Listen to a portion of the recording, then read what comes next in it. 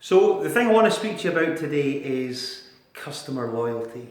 And I wanted you to think about just how hard you have to work to get a new customer. Now, some people might find it quite easy. In my experience, most businesses that I have interacted with and worked with, they don't take for granted just how hard it is to get a new customer on board. The stats that are quoted say that it's 6 times more expensive to gain a brand new customer than it is to get an existing customer to buy from you just one more time. From a personal point of view, I'm a massive fan of customer service and creating real customer loyalty, which is why I really wanted to spend just a few minutes on this video sharing with you a concept that we implement very successfully with our clients called the ladder of loyalty. And it's a way really of looking at your marketplace and then saying, actually, how do I kind of take from that marketplace people and bring them into my business, whether it be a product or service that I sell, and effectively help move them through a customer journey so that they become, from someone who didn't know us at all before, to ultimately become what I believe to be the ultimate in customer loyalty, which is to create a raving fan. Now, you've heard that phrase, I'm sure, before, but actually, what are the steps that you need to take to actually move people up that ladder of loyalty? Well, that's what I want to share with you in the next few minutes. So the first thing I want to kind of talk about is the bottom rung of this ladder. And the bottom rung of this ladder and the journey for loyalty is what we would call a suspect. Now, a suspect within your marketplace is someone who fits your ideal market. So they may be ideal clients, they may be kind of geographically in the right place for you, they might have the right demographic and whatever. But these are people who, they don't know who you are and you don't necessarily know who they are right now. They might just be a name on a list that you've created, you might have even bought a list, but there's no real relationship. So we need to kind of first of all get people to move from that suspect status to the next level. What's that next level? The next level is to move them to become a prospect or a prospective customer of the future. So again, what does a prospect actually mean? Well, a prospect is someone who has maybe just raised their hands. They've actually shown interest in what you have to offer. Now that might be that they've downloaded a tool from your website. They might have actually made an inquiry over the phone. They might have walked into your office or your store.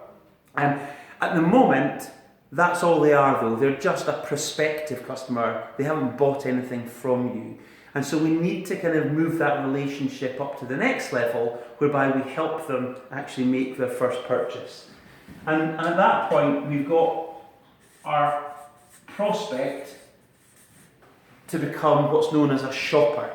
Now, this is a dangerous stage because what often happens in businesses is that we kind of successfully manage to move people through these bottom 2 rungs to shopper. So all of a sudden, yes, I've got someone and they've bought something from me, and that's fantastic. But it's only really the start of the journey because they've only bought from you once. In effect, view that as they're only trialing your product or service. Because they've bought it once, but they might not like it and they might not want to come back. So what we're really looking to do here is to kind of move that shopper to become what we term as being a customer. Now, a customer is someone who effectively has come back having bought from you once and bought again. So that's how we define what a customer really is. Someone who's bought at least twice from you. Because clearly they've trialled you, they've liked it, they've come back and bought again. But even that's not enough. Now we've got a lot of examples of businesses who claim to have lots of customers. My personal belief is if you haven't communicated with your customer within the last 90 days, you've lost them as a customer. They ain't coming back. Now that's a fairly harsh way of looking at things, but I believe it to be true because there is no real relationship there. They've transacted with you twice, but you can't claim really to own them as a customer. What we're looking to really do next is to move them to the status of being a member. And a member, again in the context of the ladder of loyalty, is where they feel some sense of belonging to your business. A good example of that, if you take the coffee houses, they do really well with regards to the loyalty scheme. So again, how do you kind of create that sense of belonging? But again, that's still not enough. People aren't going to become raving fans at this point. They might feel an affinity with you, but they're not ready to become a raving fan right now. So what we're looking at is moving members up to what we would call advocates.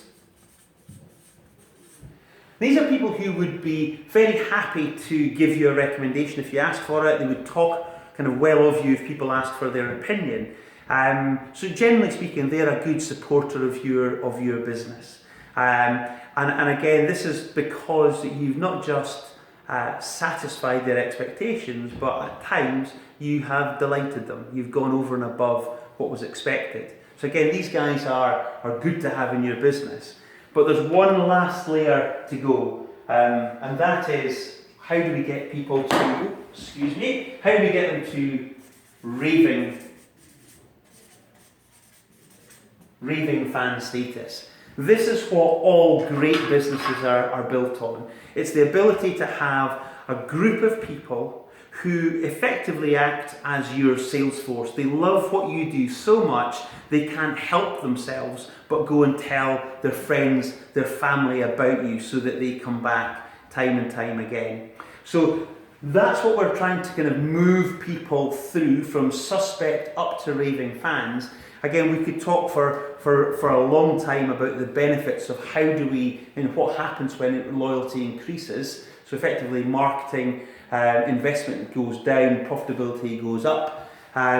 There's a lot of good reasons why you would want to kind of go on this journey with your customers. But my challenge to you now is to say, how can you view your current database, whether they be of suspects and prospects and current customers, and almost categorize them into one of these levels.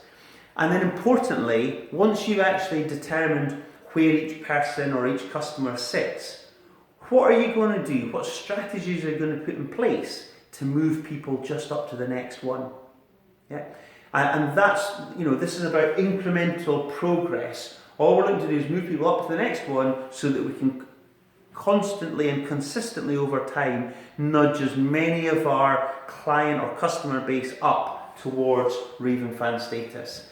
This is how you build a really big business. I'm a firm believer in customer loyalty because I really fully understand the concept of customer lifetime value, and having a customer for the lifetime is absolutely what I'm about and what I like to encourage my clients to look at their customer base as. Okay, so good luck with that. Get in touch if you want to discuss this in more detail. I'd be very happy to help. So here we are, the ladder of loyalty.